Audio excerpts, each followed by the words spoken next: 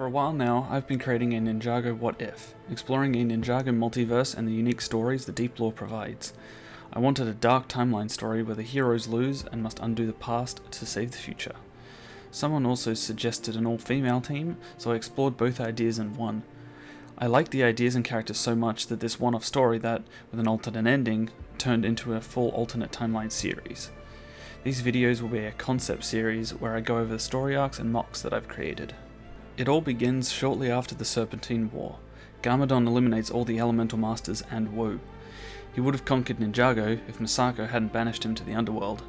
A few years later, Garmadon's skeletons kidnap baby Lloyd, and he is raised by his father to be the ultimate weapon.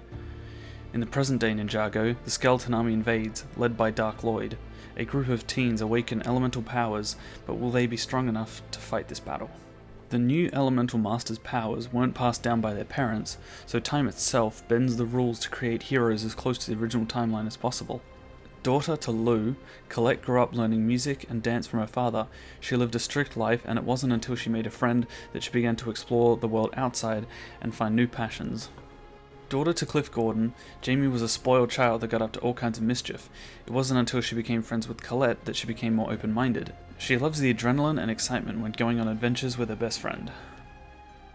A Nindroid built by Cyrus Borg, Zero was a combat prototype, but the emergence of elemental powers changed her from the core. She is curious about the world and how a Nindroid fits into it. A street kid with unknown origins, Caitlin has fended for herself since she was young, so she can be rough and mistreating of others. There are only 2 Mocs for Season 1, as there wasn't much need for full-on Ninjago vehicles during this season, also because I didn't plan all the vehicles out ahead of time. The first vehicle is Colette's chopper bike. This one was mostly just built around a old Technic pullback motor. It was a very simple design, and I think if I was to remake it I would add a bit more colour and also figure out a way to attach the handlebars. As you can probably tell, Colette's just standing there holding the bars and they're not actually connected by anything. Overall it looks pretty cool, and it fits in with the oversized Ninjago bikes. The second vehicle is Caitlin's sub-glider. I started building this one with the intention of building a flying vehicle and using the large pieces and propellers. It wasn't until I put the frame together and started decorating that I realized I was just building a Atlantis vehicle. So it did end up becoming partially a submarine, just because of the aesthetic. It has an opening cockpit, pretty simple. The front 2 engines can rotate around, they can angle pretty much most directions, but then when you do a full 180 from their forward position, they have rotating stud shooters, which are supposed to blend in to look like the engine but have that play function. The back engines are locked in, and with the hollow space left over for most of the body, I put a old Technic launcher inside. By pushing up from the underside, it can angle up and then you can pull the trigger, and yeah, pretty simple play function.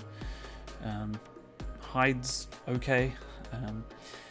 The whole vehicle is a very singular color, so I think I would add more of a secondary color if I was to update it. For those that want a more in-depth summary of the story, this section goes over the main events of the season. The group eventually works together against the skeletons and appear to be winning. Dark Lloyd joins the battle and begins eliminating them one by one. Colette and Caitlin find Misako and make a plan to find the reversible time blade and undo the past to save the future. The timeline splits here. If Caitlin escapes and finds the time blade, she stops Garmadon from eliminating the Elemental Masters, therefore restoring the original timeline. If Colette goes back in time, she doesn't go far enough, only able to save Lloyd from being taken. Their timeline still exists, but it won't end in disaster. Colette informs young Misako to find the new Elemental Masters to prepare them for the battle to come. This is where the Darkfall timeline continues. I hope this story intrigues you to check out the future videos. There will be a video for each season, 12 in total, each with plenty of Mocs and a series opening for each episode. Here is Season 1 now that you have a bit more context. I hope you enjoy.